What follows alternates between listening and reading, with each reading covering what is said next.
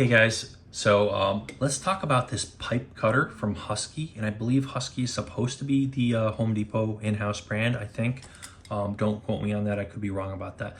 But any case, I vaguely remember hearing that. So any case, I'm gonna talk about this and then I'm gonna demo it real quick. So we are gonna have a demo in this, and yeah, it looks like this does 5/8 to 2 1/8, or 16 millimeter to 58 millimeter.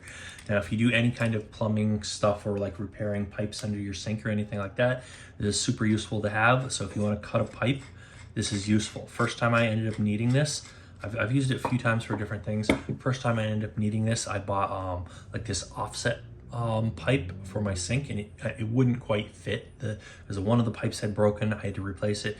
Now, it wouldn't quite fit, and the guy told me, hey, what people normally do is they cut the pipe in half and fit the pieces together. And apparently that's a common way to fit pipes together. So I did that, and they fit together perfectly, and it fit together perfectly, and that's actually how you're supposed to fit things under your sink. Anyways, apparently that's a standard thing to do, and based off of the information that some guy at Home Depot told me, because I'm not qualified to do anything plumbing related, but I've found myself doing plumbing related things like changing pipes under the sink and stuff like that. You know, with my lack of expert knowledge, based on what some guy at Home Depot told me, I was able to kind of get it to work, which was pretty nice. So in any case, yeah, so I'm actually going, so this is great. This lets you cut pipes to the length you want and fit things together and do a lot of stuff. Anytime you got to shorten a pipe or cut a pipe for whatever reason, this is really terrific to have. You know, it has two little rollers here and an actual blade here. So this blade can go all the way around the pipe, making a nice cut and a nice smooth line all around it. So I have this pipe. This is a spare new pipe that I have around that I ended up not using. I like to have spares around, so I'm not going to cut this right in the middle. I want to potentially be able to still use this as a spare if I happen to need it, and I don't want to waste the pipe. So I'm going to try to just cut a little bit off the end. Maybe somewhere around here. I want it to work for this demo, but I don't want to completely waste this pipe. So generally, you're going to put it in here, and see if we can get a better angle. Yeah, we're not going to get the best angle for this. I can't hold this and show it for the camera too well, but essentially you're going to tighten this like this. Try to get it even between all three of these things, the two rollers and the blade there. And once it's tight enough that it's held in place, yeah, you're gonna tighten it enough that it kind of starts to cut in a little bit. Then you're gonna rotate the pipe around like this just to start cutting, right? Then you're gonna tighten it a little bit more and rotate some more like this. And it's going to cut into the pipe more and start making a nice little groove there. So I don't know if you can kind of see that on the camera. If the lighting is right, you can see that groove there that it's starting to create. So yeah, you can just turn this around, and the deeper you get, the easier it is to stay in the groove, but it's pretty good, right? So you're going to tighten this a little bit more. You can actually tighten a pretty good amount and still be able to, if you tighten it too much, it's going to be hard to spin because you're going to be going too deep as you spin the thing.